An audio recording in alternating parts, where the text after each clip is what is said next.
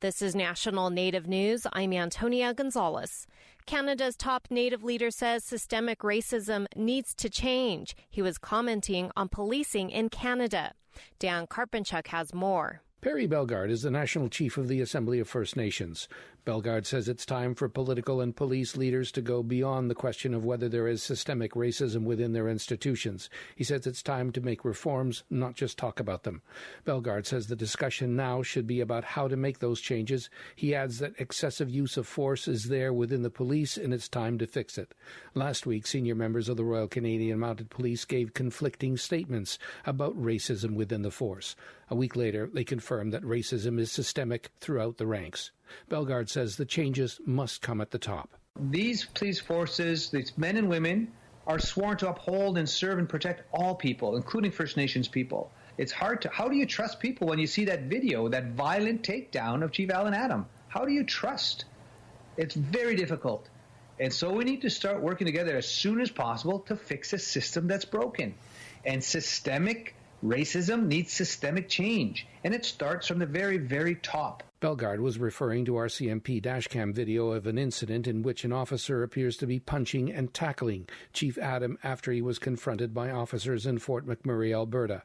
The incident was over an expired license plate tag.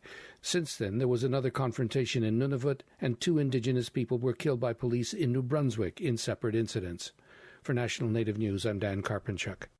A Native chef helped organize deliveries to elders amid COVID-19 in the Minneapolis area, but with the recent protests, that had to be stopped for a couple of weeks. Rhonda Lavaldo has more. With the stay-at-home orders in place in Minneapolis, many Native elders relied on Brian Yazzie, Navajo, to get daily fresh meals.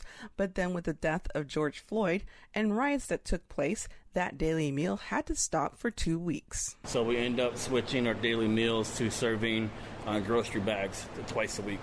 So we have detergent, we have bar soap, we have shampoo, hygiene products, we have face masks, and then non-perishable items like canned beans, canned vegetables, and some frozen meat that we also put into the grocery bags. Vanessa Casillas, a Ho-Chunk and a volunteer, said her previous job experience helped figure out when they couldn't do daily meals and shifted to grocery distributions. My background is actually in construction, so I'm used to working on a job site. I'm used to things always changing, and you have to adapt and flow with it.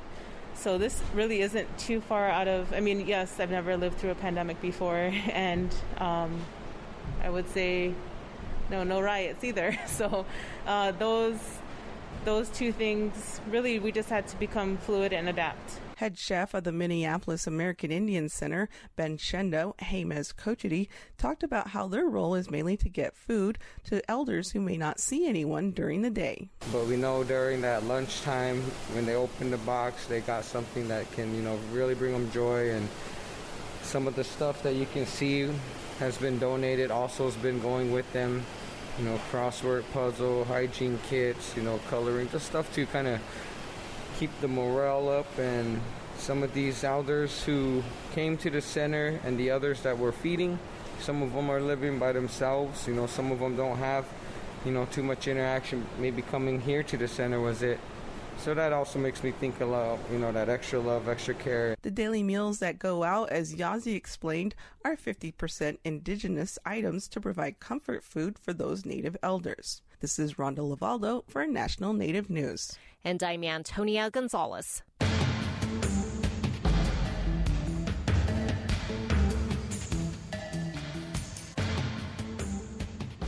National Native News is produced by Kawanak Broadcast Corporation with funding by the Corporation for Public Broadcasting.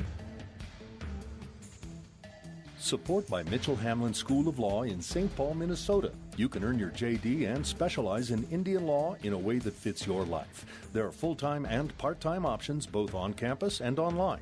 More at mitchellhamlin.edu.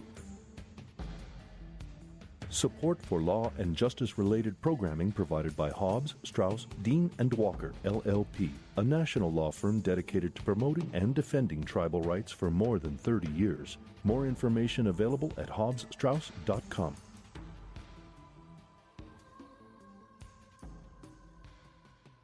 Native Voice One, the Native American Radio Network.